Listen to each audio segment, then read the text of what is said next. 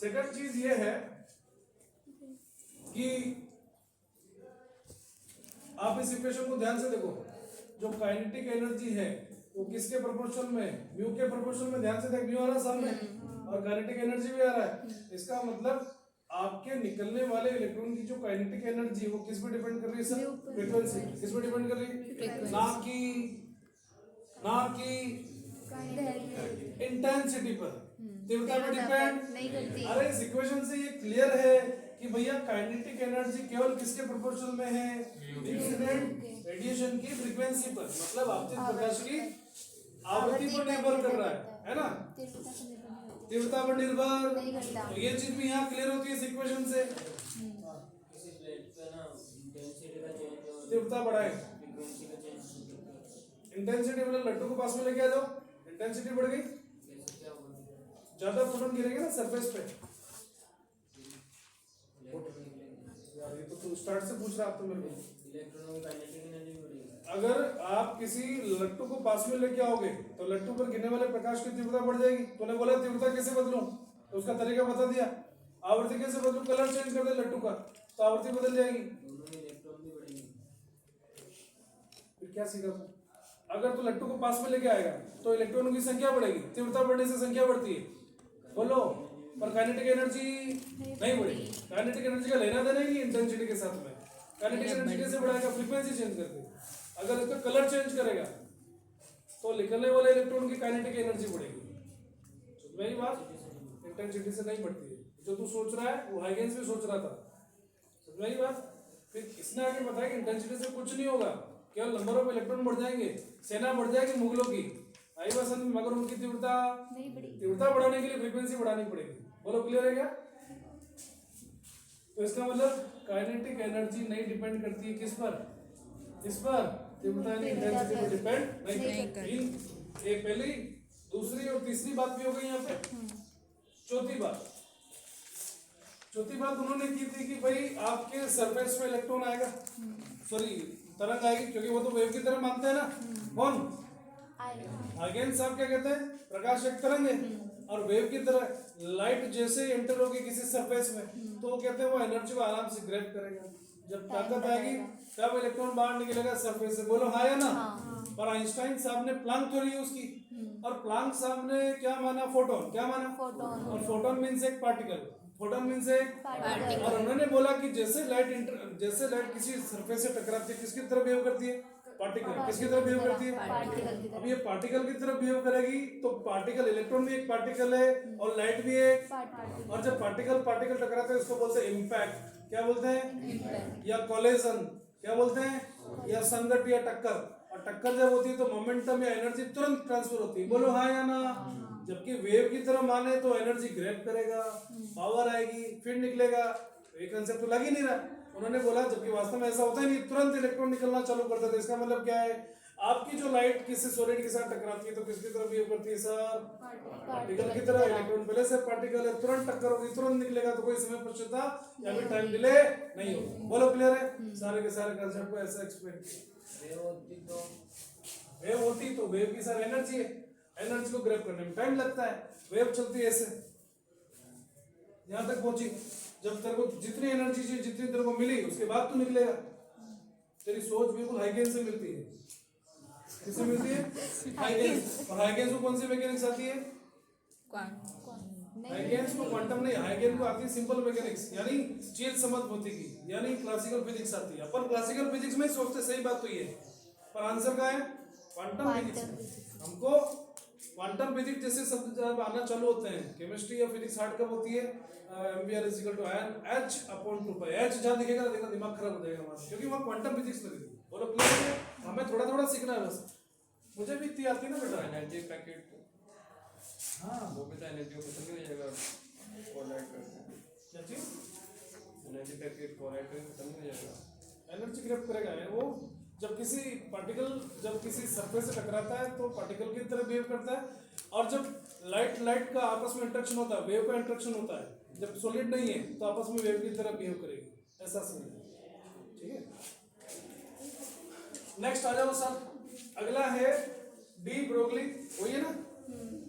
De Broglie समीकरण। De Broglie समीकरण या फिर परिकल्पना, ठीक है, तथा तरंग दैर्घ्य, तथा तरंग दैर्घ्य यानी de Broglie hypothesis and wavelength,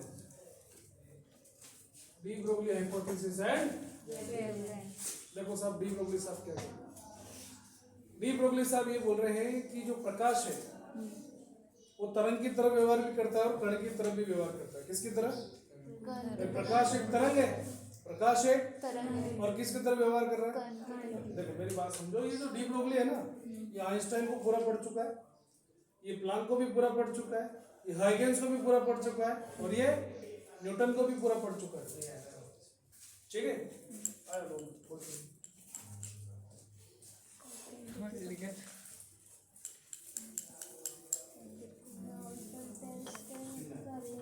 वही कल हमारे पेटीएम में हमें तो जाना है। वही कोमल, कल बारिश आ जानी चाहिए, कल बारिश आ जानी चाहिए।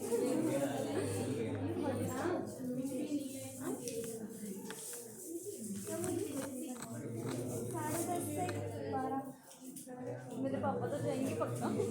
परंतु कुछ परिस्थितियों में यह डी ब्रोगली ने समझाया कि कण भी किसकी तरह व्यवहार कर सकता है? प्रकाश की तरह, या कण भी तरंग की तरह व्यवहार कर सकता है। बोलो हाँ या ना? अगर तरंग की तरह व्यवहार करेगा तो लैम्डा निकलेगा, बोलो लैम्डा यानी उसकी वेवफॉर्म निकलेगी और वो वेवफॉर्म को मेजर कर पाएंगे। अगर मेजर कर लिए, जो तेने कैलकुलेशन से निकाली है और मेजर करने पे वही लैम्डा आ गया, मतलब हो गया सेट मामला। बोलो क्लियर है क्या? तो इंग्लिश मीडियम क्या बोलेंगे? We know that light will behave like a wave in normal condition and for certain condition it will behave like a particle, सही है? When it will interact with the solid, then it will behave like a particle. तो क्या होगा? Start से बोलो जल्दी से। We know that light will behaves like a wave normally, but in certain condition it will behaves like a particle. In certain condition it will behave like a particle. Now D. Broglie proposed the idea that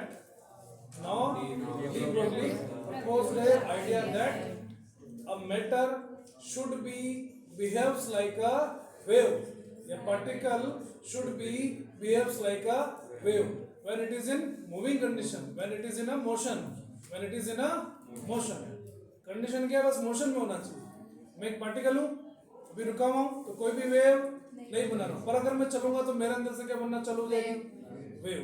क्या बनना चालू हो जाएगी? मैं particle हूँ ना, तो मैं अभी रुका हुआ हूँ तो मेरे अंदर से कोई भी वेव, पर अगर मैं चलूंगा तो मैं कौन सी कंडीशन में आ गया? Moving condition. कौन सी कंडीशन में आ गया? मेरे अंदर से क्या निकलेगी? वेव। बोलो हाँ या ना? ये किसने प्रपोज किया?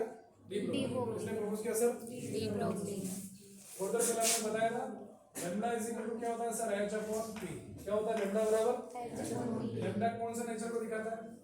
कल ही बताया था ना, तरंग प्रकृति को दिखाता है। और p क्या है? मोमेंटम है ना, यानी संवेग। और संवेग का लेना देना किसके साथ में? कण के साथ में, यानी पार्टिकल। ये सबसे प्यारी इक्वेशन है। ये पहली इक्वेशन है या अकेली इक्वेशन है जिसके अंदर लैम्डा यानी तरंग प्रकृति और कण प्रकृति दोनों एक साथ आती है। बहुत जोरदार चीज है। अब p की जगह क्या लिख दो बच्चा? mv। तो लैम्डा बराबर क्या हो जाएगा? h upon mv। लैम्डा बराबर क्या हो जाएगा? h upon mv। m क्या है? ऑफ पार्टिकल, इमेजेस है। मेरा मास कितना है? 9 kg। कितना?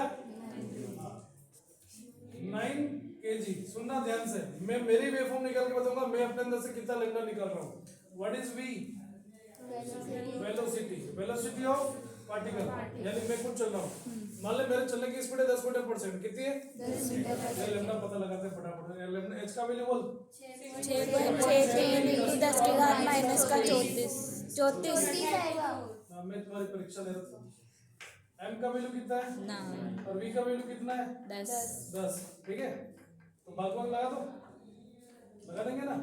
6.6 3 डिवाइडेड बाय 9 00। इधर क्या है? 10 की पावर -34 माइनस का 1। सही बात है। प्लस का 1 हो जाएगा, प्लस का 1 है ना, इधर जाएगा माइनस का 1। तो 3 डिवाइडेड बाय 900 इंटू 10 की पावर माइनस का 35, 10 की पावर 2 है ना, ऊपर जाके क्या हो जाएगा -2, तो कितना हो गया 10 की पावर माइनस का 37। ठीक है, अब भाग देना चालू कर, 9 6 54 9 7 63 9 8 72 9 7 63 3 आ गया, 9 6 9 9 9 27 7.3 इंटू 10 की पावर माइनस 37 एंगस्ट्रॉम 38 आएगा। उठक बैठक लगा के 20 चालू हो जा। सर 38 आएगा। कैसे 2 पॉइंट आपने हटाए, उधर एक ही 35 36 37 हो ना, नहीं ऊपर वाले में 35 35 कैसे होंगे, 2 पॉइंट हटाए आपने। 10 ही तो 10 की पावर 1 है। क्या तू कोर्ट का समय खराब कर रहा है? सही है, -37 एंगस्ट्रॉम में मीटर आएगा, क्या आएगा मीटर। अरे क्या हुआ, चालू नहीं हुआ क्या, लगान फटाफट 20 तो ये ना इधर देखो। पर हम आज तक जो मिनिमम डिस्टेंस माप पाए कितने माप पाए 10 के बाद -15। अरे बोल रहे हैं और माइक्रोस्कोप भी काम नहीं करेंगे इतनी कम वेवलेंथ को नापने के लिए, बोलो हाँ या ना। इसलिए अगर बड़े पार्टिकल धीरे चले तो ये शो नहीं करेगा, बोलो। अगर पार्टिकल छोटा है जैसे इलेक्ट्रॉन प्रोटॉन अल्फा पार्टिकल और उनकी स्पीड काफी ज्यादा है तो उनका लैम्डा को नाप सकते हैं, बोलो हाँ या ना। बोलो क्लियर है क्या, यही हाइपोथेसिस है। बोलते रहे ऑटोमेटिक लगा दी। मान लीजिए सर कोई बॉल है और बॉल का मास कितना दे रखा है 10 केजी दे रखा है, इसके अंदर 10 केजी 1 केजी मास दे रखा है और बॉल की वेलोसिटी दे रखी है, तो आप निकाल लोगे लैम्डा। ये क्वेश्चन एग्जाम में आया हुआ, ध्यान से सुन लेना, एग्जाम में आया हुआ क्वेश्चन है बोर्ड के अंदर फाइनल एग्जाम में। एक बॉल है उसका मास 1 किलोग्राम दे रखा है, वेलोसिटी इतनी, बताओ लैम्डा कितना होगा, कर लोगे। चलो आगे देखो, अब हम एक रिलेशन निकाल रहे हैं किसके बीच में, मोमेंटम एंड काइनेटिक एनर्जी। यानी कौन सी वेलोसिटी, हाँ बच्चा रोटेशनल या फिर फॉरवर्ड चलने वाली। कोई भी वेलोसिटी ले लेना, मूवी मोशन में होना चाहिए, उसने थोड़ी बोला कि क्या नाम है जो सर्कुलर मोशन होना चाहिए, वेलोसिटी होनी चाहिए उसके पास में। अगर कोई पार्टिकल गोल घूमेगा तो लीनियर वेलोसिटी होगी ना उसके पास में, तो अपने एक्सिस पे घूमेगा, तो घूमना एक्सिस पे क्यों घूम रहा है, इलेक्ट्रॉन ऑर्बिट में नहीं घूम रहा, ऑर्बिट वाली लीनियर वेलोसिटी नहीं होगी उसके पास भी, क्या दिक्कत है। चलो 10 के बाद 6 आएगी वो, आ जाओ। यानी रिलेशन एंड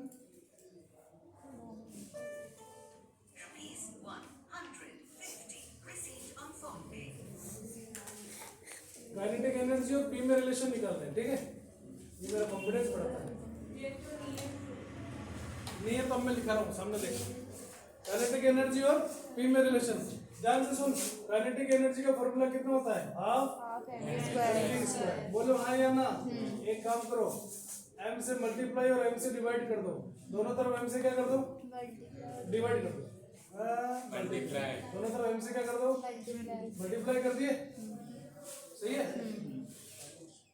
क्या करो जो तो लाओ ना, half m square v square बराबर क्या आएगा, काइनेटिक एनर्जी तो मास के बराबर आ जाएगा।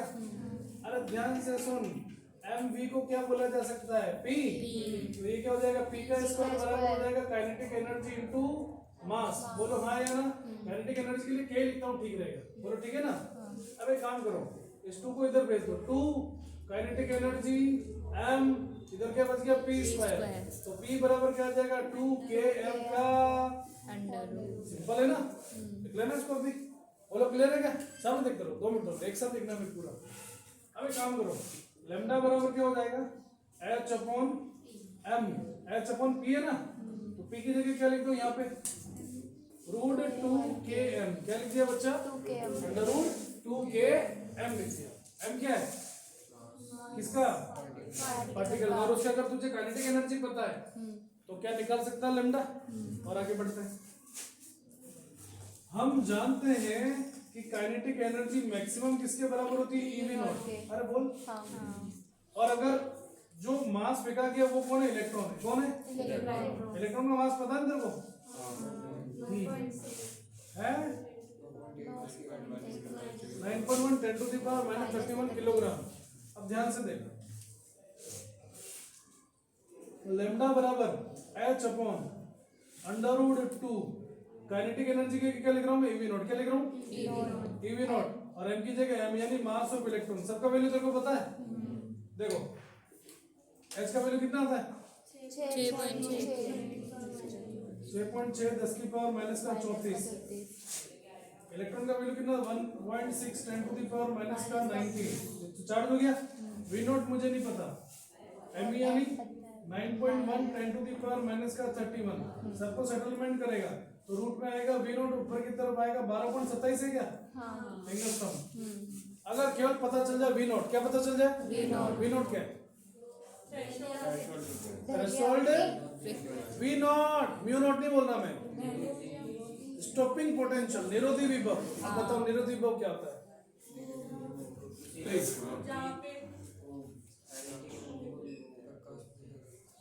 और बोले सिंपल डेफिनेशन भी थी। जय जय क्या होता है? एनोड का कैथोड के सापेक्ष में ऋणात्मक भाव। ये लाइन याद होनी चाहिए। तो आपने आसान वाले पूछे। इसके आगे लाइन लिखी हुई है, उसके बाद आसान लाइन है।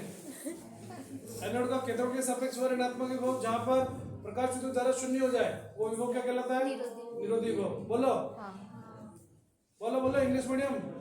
Potential of anode with negative potential of anode with respect to cathode where photoelectric current will be zero or maximum energy electron will not be able to reach anode is known as a नाश्ता करते हैं सुबह सुबह, वो नाश्ते में लो इसको आप रोज। नाश्ते में क्या क्या लेना? ये सारी चीजें लेनी रोज रट्टे मारने तक। बस हो गया अपना भी। अब आगे देखो तो लैम्डा का एक रिलेशन यहाँ से न्यूमेरिकल निकला हुआ है, ध्यान से सुन लेना। यहाँ से न्यूमेरिकल बोर्ड में आया हुआ और ऑब्जेक्टिव में इसका आंसर आता है, इंपॉर्टेंट है। आगे ये है कि अपन जानते हैं कि बोल्ट्जमान कांस्टेंट का लेना देना काइनेटिक एनर्जी के साथ में। बोलो हाँ या ना? बोलो क्या होता है? काइनेटिक एनर्जी का लेना देना किसके साथ में? 3/2 केवीटी के साथ में। किसके साथ में? 3/2 कार्बनिक उत्सर्जन पढ़ा था। हाँ। टेम्परेचर बढ़ा करके इलेक्ट्रॉन को निकालना, वो कांसेप्ट भी अप्लाई हो जाएगा। इस काइनेटिक एनर्जी को यहाँ लगा दे। तो लैम्डा बराबर क्या हो जाएगा भैया? h/√3 2 आ गया। के की जगह वैल्यू पुट कर, कितना है? 3/2 केवीटी। 2 से 2 कट गया तो कितना हो जाएगा बच्चा? h/√, आ जाएगा 3 केवीटी। मतलब अगर तू क्या टेम्परेचर रख दे एम भी आएगा, m का मल्टीप्लाई करो। m का क्या? ये वाला ये। अगर तेरे को पार्टिकल पता है और तेरे टेम्परेचर लिख दिया उसका, तो उस कंडीशन में क्या निकल सकता है? लैम्डा। क्या निकल सकता है? बोलो हाँ या ना? तो ये सारी की सारी एनालिसिस है। चैप्टर खत्म। कल नया चैप्टर चालू करेंगे, कल मतलब परसों चालू करेंगे। बोलो एनसी का वैल्यू होता है 1242 इलेक्ट्रॉन वोल्ट। ये जो एचसी है ना, एचसी जब भी है इसका वैल्यू होता है 1242 इलेक्ट्रॉन वोल्ट नैनोमीटर। रटे मान लेना इलेक्ट्रॉन वोल्ट में वैल्यू इसकी क्या होता है? किसकी? एचसी आता ना, एचसी साथ में आता है, एच और सी लिखा हुआ आता है। ये pn क्या है? सर 12 के आगे क्या लिखा है? यार इंग्लिश की 12 EV हाँ? 12 संभावना है क्या? कैसे सेटलमेंट करना? बायो की ले लेंगे। हाँ रे हाँ रे। क्या लिखा है? देखिए लिखिए EV LM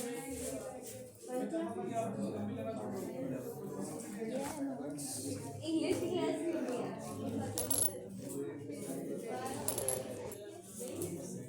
EV LM 1242 पता है एक ही बात है। बंद कर दो क्या इसको? अरे यार वो दे दिए, वो मिलाया पटकना। पूरी ग्रामर थी, ये बना लो। ओ हमारे पता है क्या है? 2 कविता परिचय 10 पेपर